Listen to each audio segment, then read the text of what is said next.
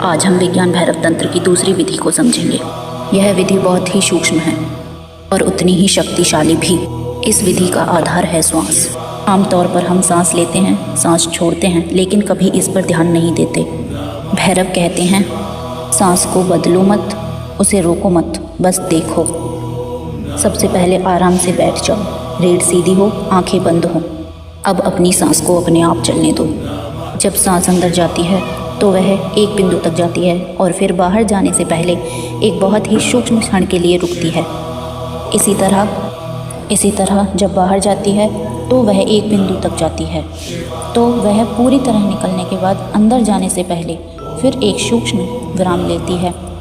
इन दोनों विरामों को ही भैरव श्वास मोड़ कहते हैं। अब तुम्हें कुछ करना नहीं है, बस इन मोड़ों को महसूस करना है। जब श्वास अंदर जाकर रुकती है और उस रुकने के क्षण को देखो। जब श्वास बाहर जाकर रुकती है, उस मौन को देखो। शुरुआत में यह विराम बहुत छोटा लगेगा, लेकिन जैसे जैसे सजगता बढ़ेगी यह क्षण स्पष्ट होने लगेगा। ध्यान रखना, यह विराम तुम पैदा नहीं करते, यह स्वाभाविक रूप से होता है और इसी क्षण में मन अपने आप रुक जाता है।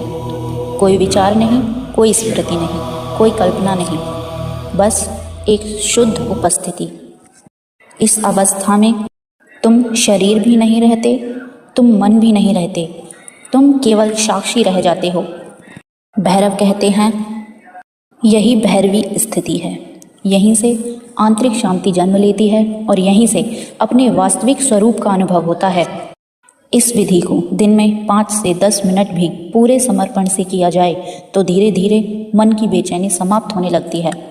याद रखो, मंत्र नहीं, कल्पना नहीं, केवल सजगता। श्वास के उस सूक्ष्म विराम में खुद को पहचानो।